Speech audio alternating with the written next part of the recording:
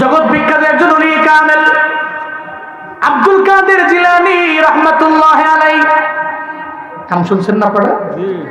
জগৎ বিখ্যাত একজন ওলি কামেল মহিউদ্দিন আব্দুল কাদের জিলানী রাহমাতুল্লাহ আলাইহি, এত বড় একজন ওলি আব্দুল কাদের জিলানী একদিন নদীর পাড় দিয়ে হাইটা যায়, নদীর কিনারা দিয়ে নদীর পাড় দিয়ে হাঁটে, ওনার সঙ্গে যায় ওনার খাদেম। হঠাৎ করে যাওয়ার পর একটা জায়গায় উনি শুনতে পায় কে যেন চোখ দিয়ে গড়ায় গড়ায় পানি ফেলে আর গুনগুনায় গুনগুনায় কান্না করে। দেখবেন আপনার পাশের বাড়িতে যদি কেউ মারা যায়, দেখবেন তার সন্তানেরা অথবা তার কন্যা, তার বৌমা চোখের পানি ফেলে গুনগুনায় কান্না করে। আবার মা বোনদের কান্না তো এমনি বোঝা যায়, এরা কান্না করলে আওয়াজ হয়, গুনগুনায় কান্না করে। এমন কান্নার সাউন্ড যখন উনি শুনতে পাইলেন, আব্দুল কাদের জিলানী বলে, খাদেম রে, কে যেন চোখের পানি ফেলাইয়া কান্না করে, তার গুনগুনে সাউন্ড আমি শুনতে পাইলাম। চোখ দিয়া গড়ায় গড়ায় পানি পড়ে, আবার গুনগুনায় কি জানি কয়, কান্না করে। এটা বলার পরে আব্দুল কাদের জিলানী কয়, খাদেম রে, তুমি যাও, তুমি গিয়া দেখো চোখ দিয়ে গড়ায় গড়ায় কেন মহিলাটা কান্না করে, কেন কান্না করে, এই ব্যাপারে তুমি আমার আয়েশা জানাও। আব্দুল কাদের জিলানী বলার পরে সঙ্গে সঙ্গে খাদেম চলে গেল, যা দেখে একটা বুড়ি মহিলা, প্রায় 80, 90, 100 বছরের মতো বয়স হয়ে যাবে। এই বুড়ি মহিলাটা চোখ দিয়া গড়ায় গড়ায় পানি পড়ে আর আল্লাহ আল্লাহ বইলা কান্না করে। একটা পর্যায়ে খাদেম যা কয়, এই মহিলা, তুমি তোমার চোখ দিয়া গড়ায় কেন পানি পড়ে, তুমি কেন কান্না করো? ওই তুমি কে? তোমার চিনলাম না। আমি আব্দুল কাদের জিলানীর খাদেম। ভাই কেন আসছো? ভাই আপনার কান্না দেখা, আপনার কান্নার সাউন্ড শুনা আব্দুল কাদের জিলানী সহ্য করতে পারে নাই। কেন কান্না করেন? এই জন্য আপনার দরবারে আমারে পাঠায় দিয়েছে। চিল্লা জুড়ে পড়া যাবে কি মারহাবা? আমি আপনার দরবারে আসলাম। মহিলা রে, কেন কান্না করেন?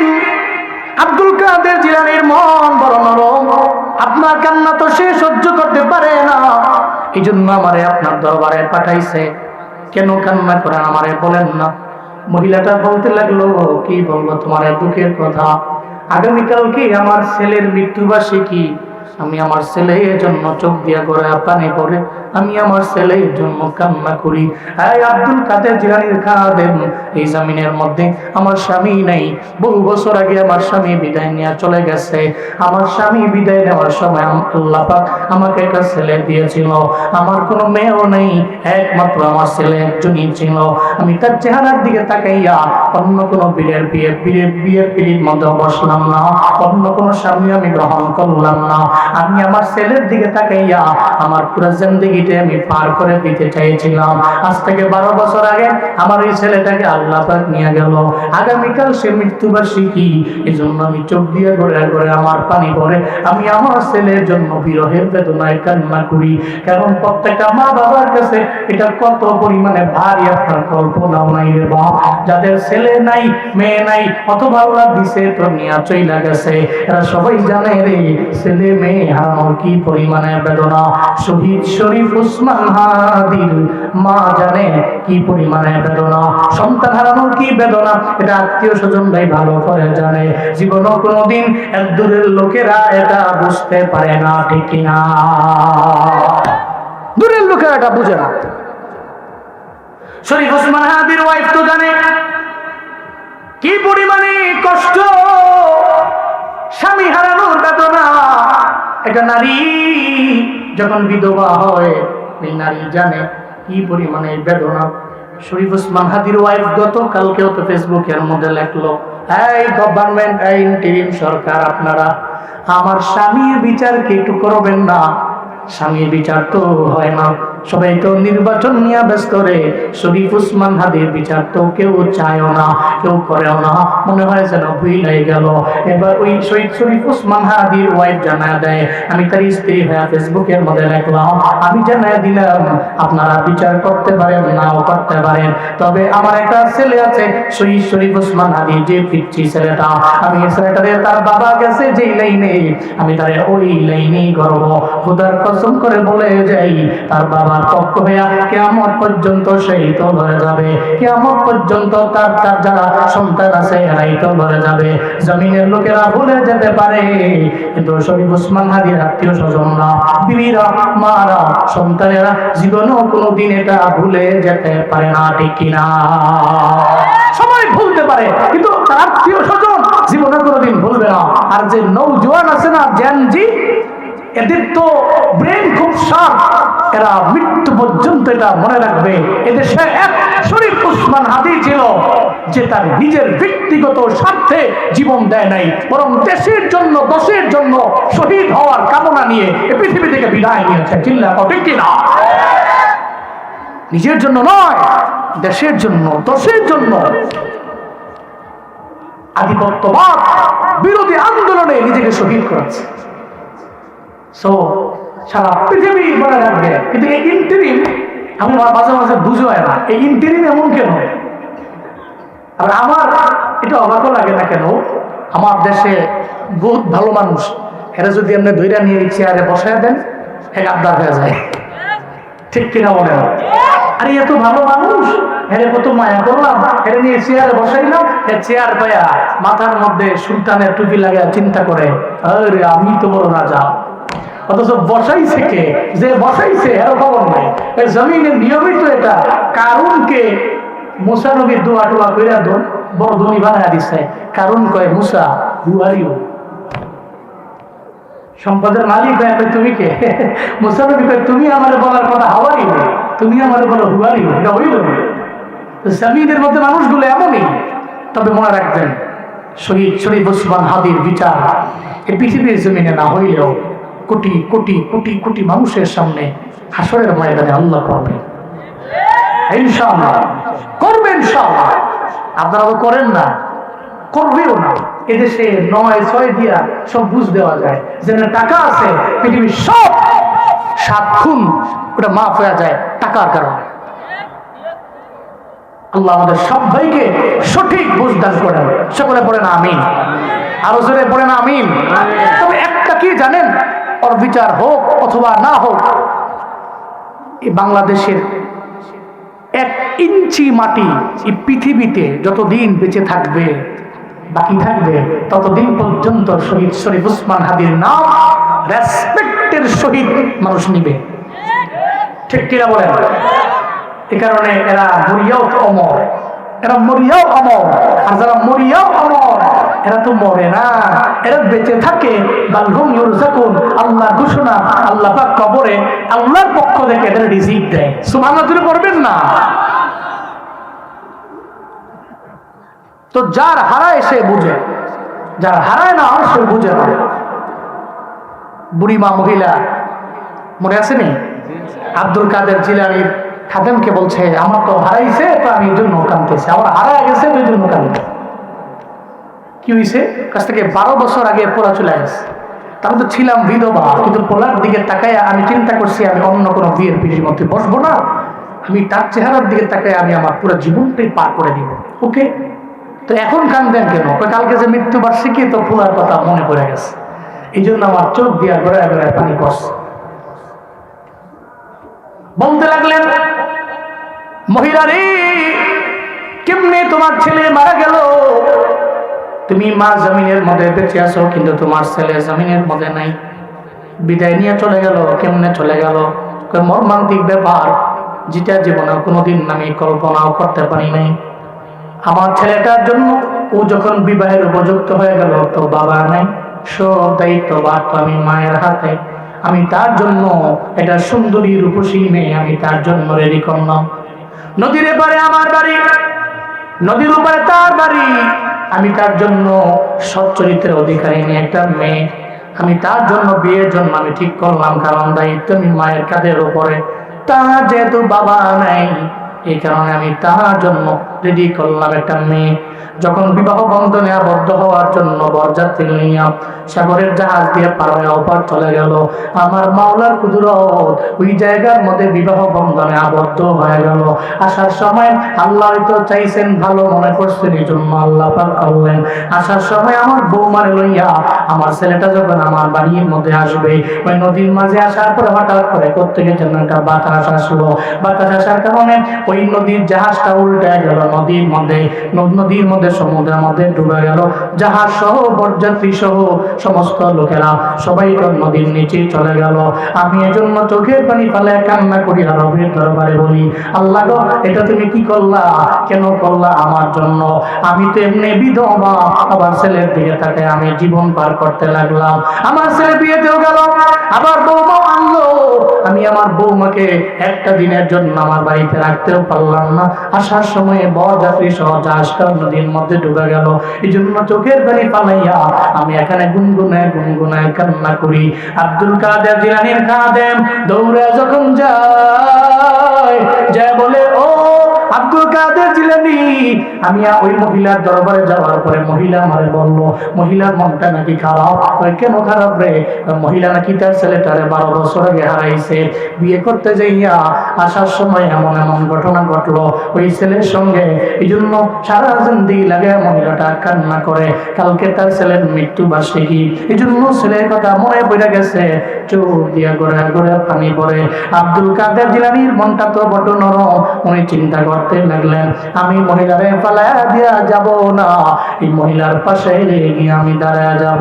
কারণ একজনে যদি দুঃখে দুঃখিত হইয়া চোখ দিয়া গড়ে গড়ে পানি পালায়, আর একজন মুমিন বসে থাকতে পারে না, তার বিপদে গিয়া পাশে দাঁড়ায় যায়, এটাই তো মুমিনের কাম হবে। কথা বলেন ঠিক কিনা? কিন্তু আমাদের দেশের মধ্যে নাই, এলাকার মধ্যে নাই। একজনে যদি 3 তলা বাড়ি বিল্ডিং করে, আরেকজনের পাশে গিয়া হিংসা করে। জোরে বলেন আছে না নাই? একজনে 3 তলা বাড়ি বানায়, আরেকজনে কয় কি, হ্যাঁ 3 তলা বাড়ি বানানোর আগে আমার মরণ কেন হইল না? এর মানে বুঝেন নাই, হেমন তো মরতে চায় না, সে হিংসা আগুনে জলে পুড়ে সারকার হয়ে গেছে। হ্যাঁ 3 তলা বাড়ির মালিক হওয়ার আগে আমার মরণটা কেন হইল না? এরকম আছে না নাই? পাশের বাড়ির প্রতিবেশী না খায়া মরে, একটা বারও খবর নেয় না। এরকম বহু লোক আছে। কিন্তু প্রতিবেশীর দুঃখে দুঃখিত হলে না, তুমি মুমিনের কামেল হতে পারলে না। তো প্রতিবেশীর দুঃখে তুমি নিজেকেও দুঃখিত বানাইলা, তো তুমি মুমিনের কামেল হতে পারলা। এটা প্রতিবেশীর হক। পাশে যে আছে তারে নিয়ে ভালো খাবার রান্না করলে তারে নিয়ে খাও। কোনো একটা ভালো উদ্যোগ নিলে তারে নিয়ে আসে উদ্যোগটা নেও। খুদার কসম, তুমি মুমিনে কামেল হতে পারবা। আর প্রতিবেশীর হক ঠিক মতো আদায় করো নাই, দাম দাম সামন পেছনে যারা আছে কোনো খবর নেও নাই, তুমি মনে করছো তুমি নিজেই সব, নিজেই একা। আল্লাহর বিচারের কাজ করায় জবাবদিহি করা লাগবে। আল্লাহ বলবে, এই তোর ডানে বামে তো তোর প্রতিবেশীরা ছিল, এরা তো খায় নাই, তুই তো এদের খাওয়াস নাই। সহিহ মুসলিমের বর্ণনা, নবীজি বলেছেন। হাসরের ময়দানে আল্লাহ পাক রব্বুল আলামিন বলবে, বান্দারে তুমি কেন আমারে খাওয়াও নাই? আল্লাহ পাক বলবেন, কেন আমারে খাওয়াও নাই? ব্যক্তি বলবে, মাওলা রে, তোমার ব্যাপারে তো আমাদের পরিপূর্ণ জানা আছে। তুমি তো খাও না, তুমি তো ঘুমাও না। আল্লাহ খায় না, আল্লাহ ঘুমায় না, আল্লাহ লয় নাই, আমার আল্লাহর খায় নাই। আল্লাহ তো লাম ইয়ালিদ ওয়া লাম ইউলাদ, আল্লাহর কোনো ছেলেও নাই, মেয়েও নাই, আল্লাহর মাও নাই, বাবাও নাই। এই আল্লাহর কোনো খাবার আছে নাকি? আছে। কিন্তু আল্লাহ বলবে, বান্দারে তুমি কেন দুনিয়াতে আমারে খাওয়াও নাই? বান্দা বলবে, মাওলা তুমি তো খাও না, তোমারে আমি কেমনে খাওয়ামো? আল্লাহ তখন বলবে, বান্দারে আমারে খাওয়ানো মানে আমার কিছু বান্দা জমিনের মধ্যে ছিল, তোমার বাড়ির ডানে বামে সামনে পেছনে, তুমি গরিব প্রতিবেশীদের কেন খাওয়াও নাই? ওরে খাওয়াও নাই মানে তুমি আমারে খাওয়াও নাই। ওরে যদি খাওয়াইতা তাহলে তুমি আমারে খাওয়াইতা। চিল্লায়া পড়া যাবে কি মারহাবা? এই জন্য প্রতিবেশীর হক আদায় করা লাগবে। জগৎ বিখ্যাত অনেক জরুরি কামিল হযরত আব্দুল্লাহ ইবনে মুবারক রাহমাতুল্লাহি আলাইহি হজে যাওয়ার জন্য রওনা। হজে যাবেন, আব্দুল্লাহ ইবনে মুবারকের সঙ্গে খাদেমও আছেন। হজে যাবেন, হজে যাওয়ার জন্য রওনা। পথিমধ্যে যাওয়ার পথে রাস্তার মধ্যে দেখে একটা মহিলা একটা মেয়ে হাতের মধ্যে একটা মরা মুরগি লয়া বাড়ির মধ্যে যায়। কি মুরগি? মরা মুরগি নিয়ে যায়। আব্দুল্লাহ ইবনে মুবারক মেয়েটাকে ডাকলেন, এই মেয়ে তুমি আমার কাছে আসো। মেয়েটাকে কাছে আইনা মেয়েকে বলতে লাগলেন, মেয়ে তোমার বাড়ি কই? কই অমুক জায়গায় আমার বাড়ি। তুমি মুসলমান? কয় হ্যাঁ আমি মুসলমান। তুমি যদি মুসলমান হও তাহলে তুমি মরা মুরগি নিয়ে কই যাও? মরা মুরগি নিয়ে আমি রান্না করে আমি খাবো। মরা মুরগি তো তুমি খেতে পারো না, কারণ মুসলমানের ইসলাম ধর্মের মধ্যে মরা জিনিস খাওয়া হালাল না হারাম। এই মেয়েটা হারাম, তুমি কেন তোমার বাড়িতে নিয়ে যাও? হারাম জিনিস তোমার পেটের মধ্যে তুমি কেন ঢুকাও? মহিলা রে, মেরে বলার পরে মেয়ের চোখ দিয়া গোড়ায় গোড়ায় পানি পড়ে। আব্দুল্লাহ ইবনে মুবারক, আমি এত গরিব মানুষ, আমরা এত অসহায় মানুষ, এই এলাকার মধ্যে যে লোকেরা বসবাস করে, আমাদের চতুর্পাশে খ্রিস্টানদের দেশ এবং খ্রিস্টানদের এলাকা, আমাদের এরিয়া থেকে কোনো মাল এরা নেয় না, এদের থেকে কোনো মাল আমার দেয় না। এর মানে ইনপুটও বন্ধ, আউটপুটও বন্ধ, কোনো কিছুই নাই। আমরা আনতেও পারি না, বের করতেও পারি না, আমাদের কোনো খাবার আমদানিও হয় না, রপ্তানিও হয় না। আমরা কেমনে জানি এর মধ্যে চলবো? আমাদের একটাই অপরাধ, আমরা সবাই মুসলমান। চিল্লা পড়া যাবে কি মারহাবা? এটাই আমাদের অপরাধ। কি করব? ঘরের মধ্যে খানা নেই, আমার মাও খাইতে পারে না, আমার বাবাও খাইতে পারে না। শুধু তাই না, আজকে 7 দিন হয়ে গেল আমার ঘরের মধ্যে খানা নাই, 7 দিন হয়ে গেছে কোনো খাবার নাই। এটা বইলা মহিলার মায়েরা কয়, আব্দুল্লাহ ইবনে মুবারক, আমার একটা ছোট্ট ভাই আছে, আমার এই ছোট্ট ভাইটা খানার অভাবে পাগলের মতো হয়ে গেছে। আমি বাড়িতে ফজরের নামাজের পরে আমি চিন্তা করলাম, আজকে তো ঘরের মধ্যে আমার খাবার নাই, আমার মা ক্ষুধার যন্ত্রণায় বিছানার মধ্যে পড়ে গেল, আমার বাবাটাও বিছানায় পড়ে গেছে, আমার ভাইটাও বিছানার মধ্যে পড়ে গেছে। আল্লাহ পাক আমারে একটু এনার্জি দিছে, শক্তি দিছে, আমি দৌড়ে রওনা হয়ে গেলাম। যাওয়ার পথে রাস্তার মধ্যে একটা মরা মুরগি পাইলাম। আমি চিন্তা করলাম, জীবন বাঁচানো তো আগে ফরজ। এই চিন্তা করে মরা মুরগি নিয়ে আমি বাড়ির মধ্যে যাই, মরা মুরগিটা রান্না করে আমি আমার মা বাবারে খাওয়াবো। চিল্লা পড়া যাবে কি আল্লাহু আকবার? আব্দুল্লাহ ইবনে মুবারক চোখ দিয়ে করে করে পানি পড়ে। আব্দুল্লাহ ইবনে মুবারক কয়, খাদেম রে কই যাবা? কয় হজে যাই। হজে যায় তো কোনো লাভ নাই। কেন যাইবা হজে? হজে যায় তো কোনো ফায়দা নাই। হজ তো তোমার গ্রামেই আছে, আমাদের এলাকার মধ্যেই তো হজ আছে। লক্ষ লক্ষ টাকা খরচ করে হজের মধ্যে যাও, প্রতিবেশীর কোনো খবর নেও না। এই গ্রামের মধ্যে কত ধনী দেখবেন রমজানে উমরা করার জন্য হজের জন্য যায়, কিন্তু যাকাতের বেলায় নাই। জাকাতের বেলায় এমন একটা লুঙ্গি দেয়, যেই লুঙ্গি সিরাতে না তেনা সপ্তাহখানেক পড়ছে এমন লুঙ্গি, ওই লুঙ্গি তারা দিছে জাকাত হিসাবে। দেওয়ার পরে সপ্তাহখানেক পড়ছে, এরপরে লুঙ্গি টান দেওয়ার কারণে প্রস্তাব করতে বসতে তো সিরা গেছে। ওই গরিবের চোখের পানি ফেলে কান্দে আর বলে, ধনী রে তুমি তো আমার না দিলেও পারতা, তুমি তো আমার না দিলেও পারতা। এটা বইলা বইলা ধনীর ব্যাপারে নবীর কাছে বিচার দেয়, কিরে ধনী তুমি তোমার সম্পদ নেয়া, তুমি উমরার জন্য যাও, হজের জন্য যাও, প্রতিবেশীর খবর নাও না। আল্লাহর দরবারে হিসাব দেওয়া লাগবে কি লাগবে না? আল্লাহর দরবারে হিসাব দেওয়া লাগবে। আব্দুল্লাহ ইবনে মুবারক কয়, এই খাদেম কই যাও? হজে। কয় না, হজে যাওয়ার দরকার নেই, হজ তো এখানেই আছে। আল্লাহু আকবার। আমাদের হজে যত টাকা আছে, আমরা এখান থেকে বাড়ি পর্যন্ত ফিরার যে টাকা লাগবে ওইটা রেখে দিয়া বাকি টাকাটা দিয়া তুমি এই মুহূর্তে বাজার করো। এই এলাকার সমস্ত লোকদের আমরা এক বেলা খাওয়াবো। চিল্লা বলা যাবে কি সুবহানাল্লাহ? আরো জোরে আলহামদুলিল্লাহ, আরো জোরে চিল্লে আল্লাহু আকবার। তুমি সুদের টাকায় আসাদে করো, ঘুষ ছাড়ো না, দিন দুঃখী না খেয়ে মরে খবর রাখো না। তুমি ঘুষকে বিচার করো সাজিয়া প্রধান, ঘুষকে বিচার করো সাজিয়া প্রধান। তুমি কেমন মুসলমান, তুমি কেমন মুসলমান, কেমন মুসলমান, তুমি কেমন মুসলমান। নামাজের সাথে নাই পরিচয়, মানো না কোরআন, নামাজের সাথে নাই পরিচয়, মানো না কোরআন। তুমি কেমন মুসলমান, তুমি কেমন মুসলমান, কেমন মুসলমান, তুমি কেমন মুসলমান। ঠিক কিনা? সুদের টাকায় প্রাসাদ করে, ঘুষ ছাড়ে না, প্রতিবেশী তার বাড়ির পাশে না খায়া ধুকে ধুকে মরে, ওই সময় খবর নাই। ভিখারি তার সামনে এসে হাত বাড়ায় দিলে ওই সময় তার খবর নাই। খবর কোন সময় জানেন? আমাদের দেশের ধনীরা একজন ভিখারি তার কাছে চাইছে তো দেয় নাই, তো ভিখারি একটু পরে দূরে গিয়ে মারা গেছে, তার নামে মাজার হয়ে গেছে। তো ওখানে গিয়ে ওই ধনী ওই মাজারে তার পকেট থেকে বের করে 1,000 টাকা দিয়া দেয়।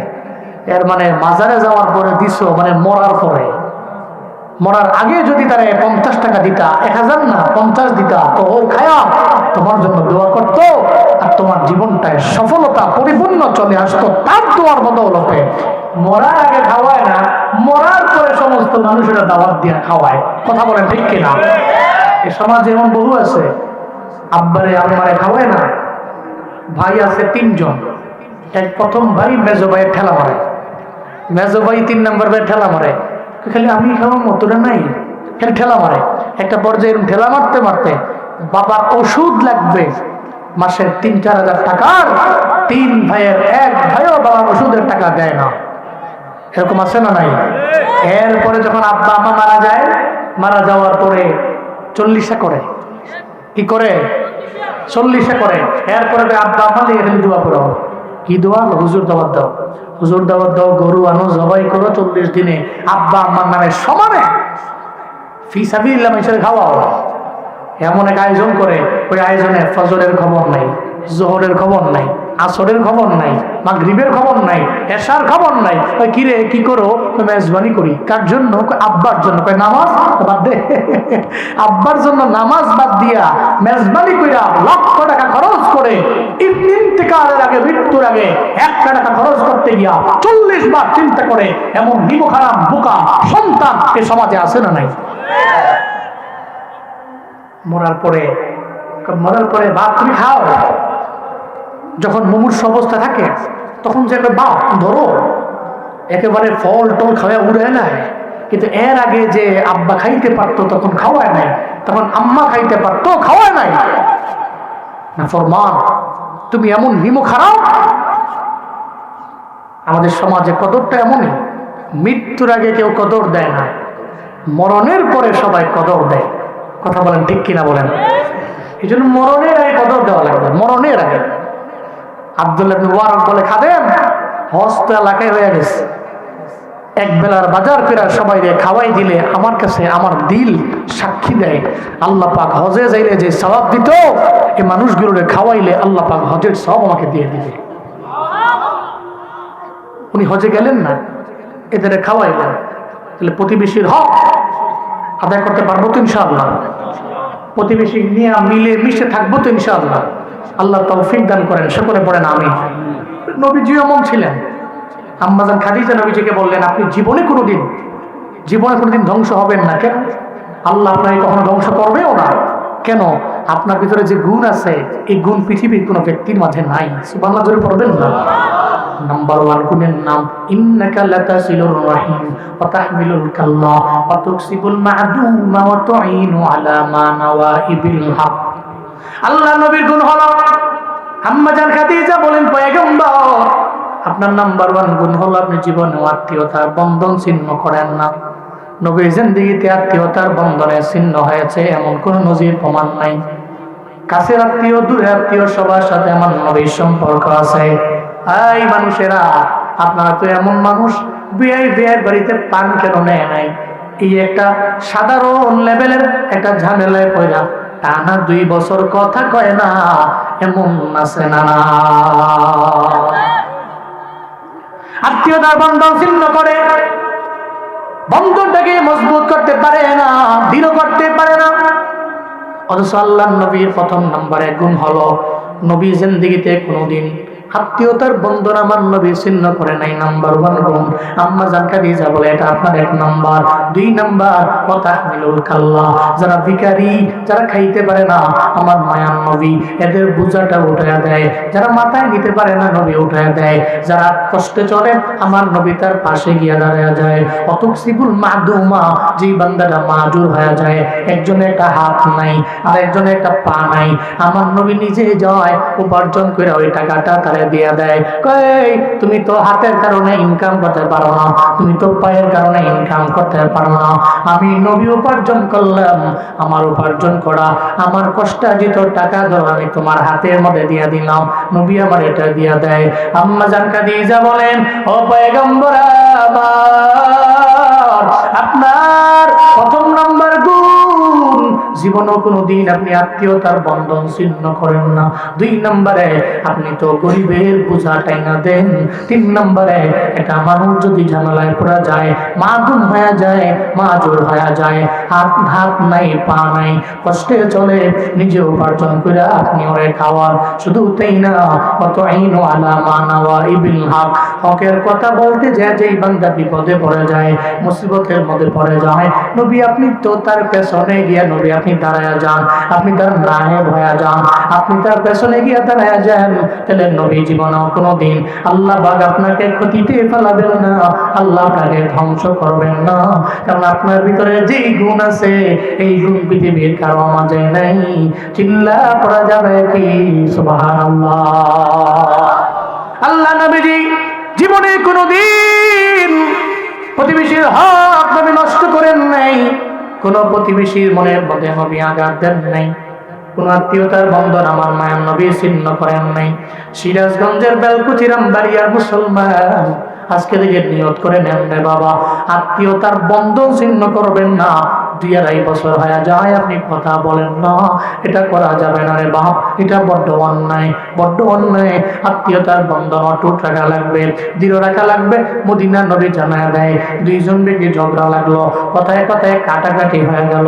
ওই লোকের মধ্যে সর্বোত্তম আল্লাহর দরবারে ওই বান্দা দামি যে শুরুতে যাই বলে আসসালামু আলাইকুম ওয়া রাহমাতুল্লাহ, প্রথমে গিয়া সালাম দিয়া কয় ভাইরে আমারই ভুল হইছে, তুমি আমারে মাফ করে দাও। সালাম দিয়া নিজেরে ছোট বানায়, বিনয়ী বানায়। আল্লাহর কাছে তার দাম বড্ড বেশি। মদিনার নবীর ঘোষণা, চিল্লা পড়া যাবে কি মারহাবা। ঝগড়া হইছে তো যাবেন, সামনে গিয়া শুরুতে ওই 2 জনের মধ্যকার প্রথম যে ব্যক্তি যা বলবে আসসালামু আলাইকুম ভাই, তুমি আমাকে মাফ করে দাও, আমারই ভুল হইছে। এই যে সালাম দিলেন, মাফ চাইলেন, আল্লাহর কাছে আপনার দাম বেড়ে গেছে। এটা আমরা তো মুড লই, এটা ভাবসাব কি না, আমি দামি লোক, হ্যাঁ মাফ চাওয়া লাগবো, সালাম হ্যাঁ আগে দিব আমি কেন, এরকম ভাবসাব লই, যেটা ভাব লই আমরা বাপ, এই ভাব লই আপনি জমিনে বড় হতে পারেন, আল্লাহর কাছে আপনি বড় না। মদিনার নবী কয় ভাবসাব না লইয়া যে বিনয় নিয়ে শুরুতে গিয়ে প্রথমে সালাম দেয়, আল্লাহর কাছে ওই ব্যক্তির চাইতে এই ব্যক্তির দাম কোটি কোটি কোটি গুণ বেশি। বলেন সুবহানাল্লাহ। আত্মীয়তার বন্ধন ছিন্ন করব, আল্লাহ আমাদের সব ভাইকে আমল করার তৌফিক দান করেন। আব্দুল কাদের জিলানী মনে আছে তো, উনি শুনছেন তো ওনার চোখ দিয়ে পানি পড়তেছে, কাহিনী শুই না, উনি কয় হায় এই মহিলার বুঝি এমন হালা।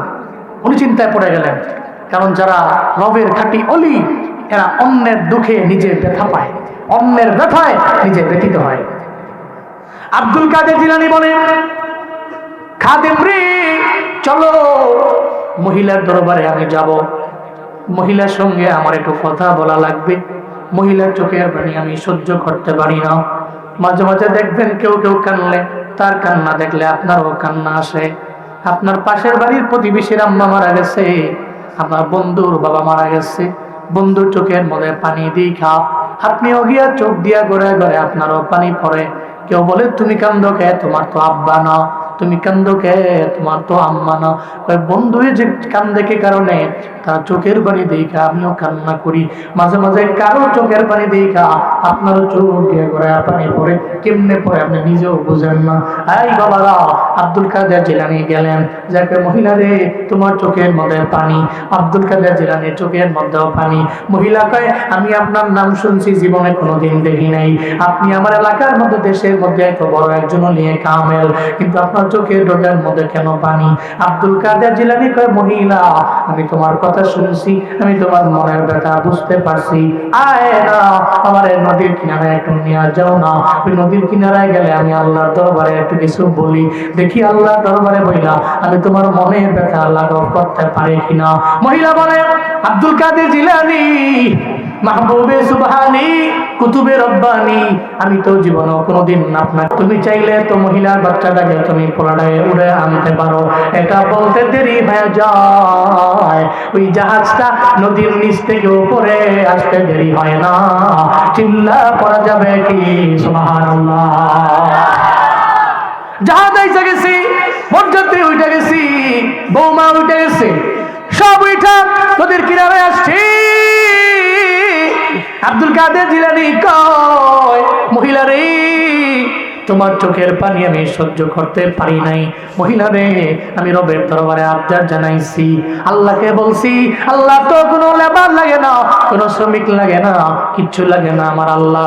আল্লাহ খালি আমরা হাজের মারুফের শিখা দিয়া কোন বলে বললেই তো হয়ে যায়, আল্লাহর কোনো শ্রমিক লাগে না রে মহিলা। আমি আল্লাহর দরবারে বলার পরে টাকা দেখো দেখো ওই যে জাহাজটা নদীর কিনারার দিকে আসছে, ওই জাহাজের মধ্যে তোমার বৌমা আছে, তোমার পোলাও আছে, সমস্ত বড় যাত্রীরাও আছে, কেউ যেটা পারে নাই সেটা পারে কে? আরো জোরে চিল্লে আল্লাহু আকবার। যেটা পারে না পৃথিবীর কেউ, সেটা আল্লাহ পারে। হ্যাঁ, আপনার অবাক হইতে পারেন আপনি, কিন্তু আব্দুল্লাহ ইবনে আব্বাস এর 3টা সওয়ালের জবাব শুনলে আপনি আরো অবাক হবেন, আল্লাহ কি পারেন। আব্দুল্লাহ ইবনে আব্বাস একদিন দাঁড়িয়ে আছেন, খলিফাতুল মুসলিমিন হযরত ওমর রাদিয়াল্লাহু আনহু দাঁড়ানো। একটা ইহুদি আইছে, ইহুদি আয় কয়, খলিফাতুল মুসলিমিন ওমর, তোমার কাছে আমার 3টা প্রশ্ন। জোরে বলেন, কয়টা প্রশ্ন? বলেন কয়টা? 3টা প্রশ্ন। যদি 3টা প্রশ্নের জবাব তুমি দিতে পারো, তাহলে আমি কালেমা পড়ে মুসলমান হয়ে যাব। 3টা প্রশ্নের জবাব দিলে আমি কালেমা পড়ব। এটা বলার পরে খলিফাতুল মুসলিমিন হযরত ওমর রাদিয়াল্লাহু আনহু বললেন, বলো তোমার 3টা প্রশ্ন কি? আমার নাম্বার 1 প্রশ্ন হলো, এই জমিনের মধ্যে একজন মায়ের গর্ভ থেকে টুইন বেবি 2জন আসছে, যমজ 2জন আইছে জমিনে, আবার একসাথে জমিন থেকে বিদায় নিয়ে চলে গেছে। খুব বুঝেন, মায়ের পেট থেকে আসছে একসাথে, আবার একসাথে বিদায় নিয়ে চলে গেছে, কিন্তু 2 ভাইয়ের বয়সের ব্যবধান হয়েছে 100 বছর। সুবহানাল্লাহ, পকেটে থুন বাড়ি যায় কয়েন, অবাক না? মায়ের পেট থেকে আইছে, আবার একসাথে 2জনে বিদায় নিয়ে চলে গেছে, টুইন, কিন্তু 2জনের মাঝে বয়সের ব্যবধান কত? আর কেমনে সম্ভব? প্রথম নাম্বার প্রশ্ন, তবে তুমি জবাব দিবা কোরআন থেকে। ওমরকে বললেন তুমি জবাব দিবা কোথা থেকে? কোরআন থেকে। এরপরে নাম্বার 2 প্রশ্ন হলো, এই পৃথিবীতে এমন একটা জায়গা আছে যে জায়গায় পৃথিবীতে সর্বপ্রথম সূর্যের কিরণটা ওখানে গিয়েছে। এরপরে এর আগে কোন সময় সূর্যের কিরণ ওখানে যায় নাই, কিয়ামত পর্যন্ত সূর্যের আলো ওখানে যাবেও না, খালি একবারই পড়ছে। এর আগেও পড়ে নাই, যখন পড়ছিল একটু পড়ছিল, এরপরে কিয়ামত পর্যন্ত আর পড়বেও না। বলো কোরআন থেকে উত্তর দাও, এটা কোথায় হয়েছে, কার সাথে হয়েছে? 3 নাম্বার, এই পৃথিবীতে একটা লাশ, মুর্দা, এই মুর্দা কবরে ঢুকছে, এই কবরটা ওই মুর্দাকে নিয়ে টানা 40 দিন পর্যন্ত ঘুরছে, কিন্তু কবরের ভিতরে যে মুর্দাটা, ওই মুর্দাটা বড় চালাক চতুর ছিল, ও খালি চেষ্টা করছে কেমনে বের হওয়া যায়। একটা পর্যায়ে 40 দিন পরে গিয়া মুর্দাটা কবর থেকে বের হয়ে গেছে, ওই কবর ওই মুর্দাকে রাখতে পারে নাই। বলো কার সাথে হয়েছে? তো কোরআন থেকে বলো। এই 3টা সওয়ালের জবাব যদি আমার দাও, আমি কালেমা পড়ে মুসলমান হয়ে যাব। আরো জোরে সুবহানাল্লাহ। আপনারা কি শুনবেন এই জবাবগুলো? শুনতে চান তো? কোন সুবহানাল্লাহ পড়েন, আলহামদুলিল্লাহ। আরো জোরে চিল্লায় আল্লাহু আকবার। যেখানে প্রশ্ন ওখানে কোরআনে উত্তর আছে না নাই? সব সমস্যার সমাধান দিতে পারে, দিতে পারে। সমাধান চাও যদি জীবনে মরণে, ফিরে যাও খুঁজে নাও চোখ রাখো কোরআনে।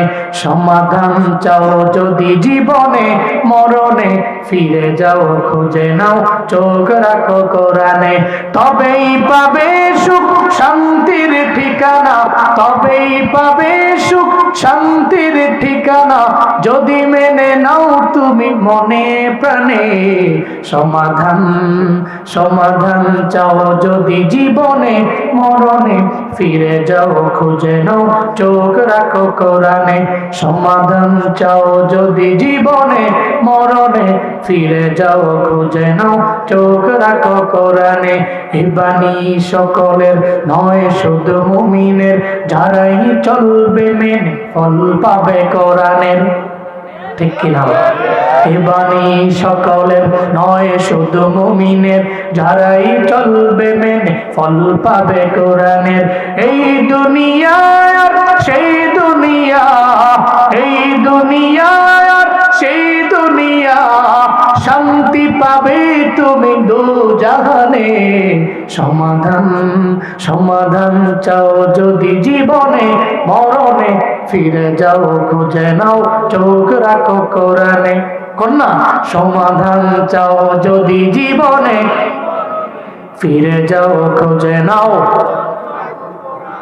ফিরে যাও খুঁজে নাও চোখ রাখো কোরআনে তবেই পাবে সুখ শান্তির ঠিকানা তবেই পাবে সুখ শান্তির ঠিকানা যদি মেনে নাও তুমি মনে প্রাণে সমাধান সমাধান চাও যদি জীবনে মরণে ফিরে যাও খুঁজে নাও চোখ রাখো কোরআনে সমাধান চাও যদি জীবনে মরণে ফিরে যাও খুঁজে নাও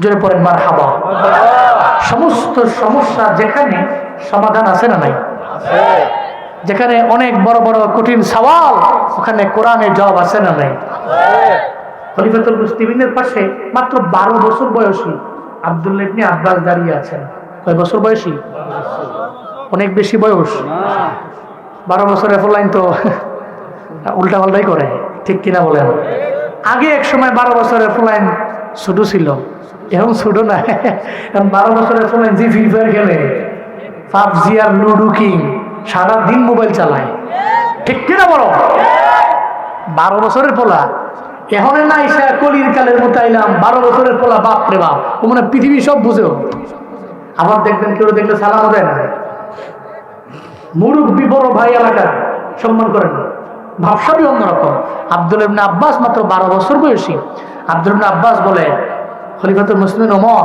এই 3টা সওয়ালের জবাব আমি দিয়ে দিই